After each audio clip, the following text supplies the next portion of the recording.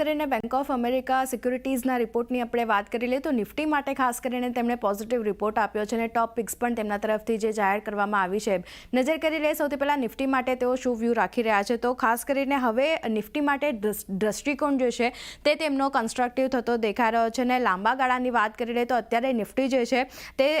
લાંબા ગાળાની સરેરાશની નજીક આપણને ટ્રેડ થતો દેખાઈ રહ્યો છે નિફ્ટીમાં ખાસ કરીને ડિસેમ્બર સુધીની વાત કરી લઈએ તો તેમણે જે લક્ષ્યાંક નક્કી કર્યા છે તે 25,000 સુધીના લક્ષ્ય તેમના તરફથી નિફ્ટી માટે તેઓ આપી રહ્યા છે અને સાથે જ વેલ્યુએશનની વાત કરી લઈએ તો અત્યારે તેમને નિફ્ટીના વેલ્યુએશન ઘણા આકર્ષક લાગી રહ્યા છે સાથે જ મિડ કેપ અને સ્મોલ કેપની વાત કરી લઈએ તો હજી પણ આ વ્યૂ તેમનો અત્યારે આ બંને પર બેરિશ બનતો દેખાઈ રહ્યો છે એટલે ખાસ કરીને નિફ્ટી માટે એક પોઝિટિવ રિપોર્ટ જે રીતે આપણને આવતો દેખાયો છે એના પર તો એક નજર રાખવાની રહેશે પણ 2025 માટેની તેમની ટોપ પિક્સની લિસ્ટ પણ તેમણે જાહેર કરી છે જેમાં સૌથી પહેલાં આપણે નજર કરી લઈએ તો જો HDFC લાઈફ 875ના લક્ષ્યાંક સાથે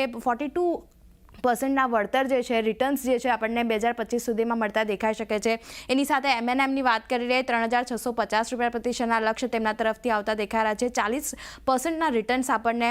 2025ના વર્ષ સુધીમાં જોવા મળી શકે છે સાથે જ ભારતીય એરટેલ ટેલિકોમમાંથી તેમને પસંદ પડી રહ્યું છે 31%ના વળતર આપણને જોવા મળી શકે છે L&T પર પણ તેઓ એક બુલિશ વ્યૂ જે છે તે રાખી રહ્યા છે એની સાથે જ પ્રાઇવેટ સેક્ટર બેન્કિંગમાંથી એક્સિસ બેંક તેમને ખાસ કરીને પસંદ પડી રહ્યું છે ટાઇટન પર પણ તેમણે પોઝિટિવ વ્યૂ આપ્યો છે એક્સિસ બેંકની વાત કરી લઈએ તો 1300 રૂપિયા પ્રતિ શેરના લક્ષ્ય આપ્યા છે 29%ના વળતર જે છે તે આપણને 2025માં મળતા દેખાઈ શકે છે સાથે જ શ્રીરામ ફાઇનાન્સ પર પણ 780ના લક્ષ્યાંક આપ્યા છે 26%ના વળતર જે છે તે અપેક્ષિત છે ખાસ કરીને અહીંયા આપણને મળતા દેખાઈ શકે છે સાથે જ ઇન્ફોસિસ ICICI બેંક માટે પણ તેમણે ખાસ કરીને પોતાની પસંદગી જે છે તે ઉતારી છે અને આઈશુ મોટર્સની વાત કરી લઈએ 6,000ના લક્ષ્યાંક અને 22%ના રિટર્ન્સ જે છે તે અપેક્ષિત છે અને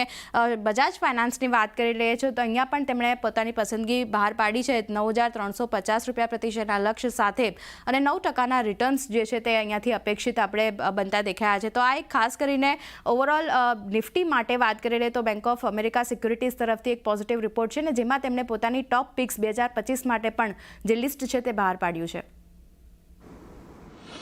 એટલે જો ખાસ કરીને અહીંયાથી ધ્યાન રાખજો bank of America BOFA security દ્વારા અહીંયાથી આ રિપોર્ટ બહાર પાડવામાં આવ્યો છે આભાર આરતી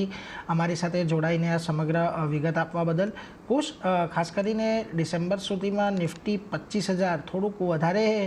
આશાવાદી એક આપણને અહીંયાથી આ દેખાઈ રહ્યું છે પરંતુ જે પ્રકારે અત્યારે બજારની પરિસ્થિતિ છે લાગે છે આપણે આ વર્ષે 25,000 સુધીના ફરી કોઈ લેવલ આપણને જોવા મળી શકે નિફ્ટીની અંદર નીરજ ડેફિનેટલી જો અહીંથી 25,000 એટલે 20% ઉપર હવે જે પણ ગુડ ન્યૂઝ આવવાના હતા બધા આવી ગયા છે પહેલા આપણા બધા જે તેજીના ટ્રેડર છે એની વાત કરું તો ડિસેમ્બરમાં કે યર એન્ડ છે એટલે FI બાય નહીં કરે પછી જાન્યુઆરીમાં કે હવે બજેટમાં આપણે બાય કરીશું બજેટ પતી ગયું તો કે હવે ટ્રમ્પ આપણા માટે કંઈક કરશે એટલે આપણે હોપ્સમાં રહીએ છીએ પણ as a trader definitely as a investor હું તમને કહું છું માર્કેટને ટાઈમ કરવા ના જાઓ એવરી ડીપમાં ખરીદારી કરો પણ ડોન્ટ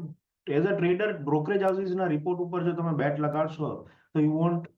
વિન કારણ કે એ લોંગ ટર્મ વ્યૂ હોય છે એ લોકોના કોઈ બ્રોકરેજ હાઉસે મને એવું કહો નીરજ તમે તો આટલા જોવો છો કોઈ રિલાયન્સ 1400 ચાલતો હતો ત્યારે ટાર્ગેટ આપેલો 1200નો કોઈએ બજાજ ટ્રેન્ડ 7,000 ચાલતો હતો ત્યારે કોઈએ 4,000નો ટાર્ગેટ આપેલો નેગેટિવ ટાર્ગેટ્સ કોઈથી brokerage house as a trading કારણ કે એ લોકોનો ટ્રેડિંગ વ્યૂ નથી એટલે જો ટ્રેડર્સ હોય તો આ બ્રોકરેજ હાઉસીસને તમે ના જુઓ તમે શોર્ટ ટર્મ ટેકનિકલ મૂવ્સ હોય છે એને જુઓ as a investor definitely Indian story છે તો મને 25,000નો ટાર્ગેટ થોડો વધારે લાગે છે